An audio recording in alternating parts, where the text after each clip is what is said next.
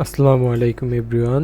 তো গত পাঠে আমরা del tag, mark tag, blockquote tag এবং কোটেশন ট্যাগ নিয়ে আলোচনা করেছিলাম। তো এই পর্বে আমরা সাবস্ক্রিপ্ট ট্যাগ এবং সুপারস্ক্রিপ্ট ট্যাগ নিয়ে আলোচনা করব। তো কথা না বাড়িয়ে শুরু করা যাক।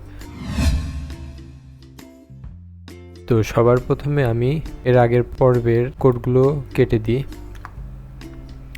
এখন সর্বপ্রথম সুপারস্ক্রিপ্ট ট্যাগ নিয়ে আলোচনা করব। সুপারস্ক্রিপ্ট ট্যাগকে সংক্ষেপে এসইউপি দ্বারা প্রকাশ করা হয়। সুপারস্ক্রিপ্ট ট্যাগের কাজ হচ্ছে, তোমরা যখন ম্যাথ করো তখন a plus B whole square বা হোল কিউ মানে উপরে স্কোয়ার হিসেবে দেখানোর জন্য তো এটা ব্যবহার করা হয়। তো এটা স্বাভাবিকভাবে দেওয়া যায় না, এটা দেওয়ার জন্য সর্বপ্রথম তোমাকে একটা পি ট্যাগ নিতে হবে। শুধু পি ট্যাগই না, পি ট্যাগ বাদে অন্য যে সমস্ত ট্যাগ আছে সব ট্যাগের মাঝেই এই ট্যাগ নেওয়া যাবে। ধরো এখানে আমি একটা নাম লিখলাম,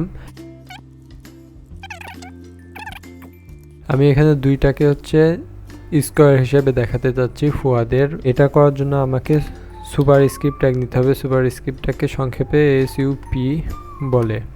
তো সুপারস্ক্রিপ্ট ট্যাগের মাঝখানে এই দুইটাকে কেটে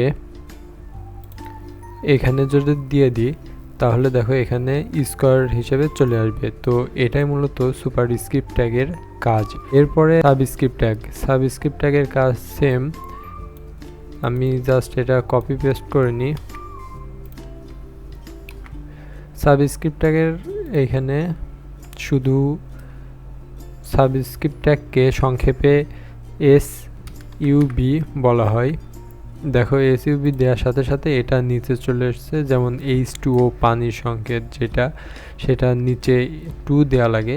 ঠিক এইভাবে অনেক ইসে দেওয়া যায়, তুমি বিভিন্নভাবে দিতে পারবা। তো এইটাই মূলত সাবস্ক্রিপ্ট এবং সুপারস্ক্রিপ্ট ট্যাগের বৈশিষ্ট্য।